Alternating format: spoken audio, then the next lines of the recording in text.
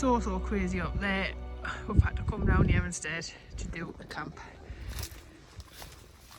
And this is my little spot. Well, it's up in the best makeshift way because don't have lots of space to actually tie guy lines out and bases to put the pegs between rocks. But it's up.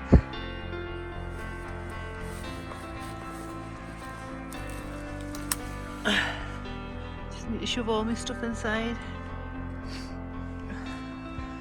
But my God, what a godsend this is to be out of the wind. Was it crazy? Was the wind crazy? Crazy. I've got my gear in there. I definitely fit, but I definitely could do with pegging it out better because the mesh is quite low down on my face here.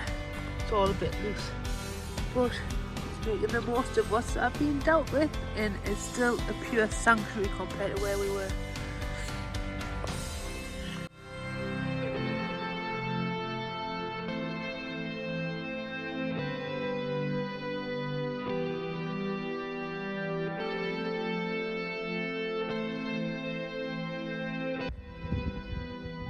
That's it.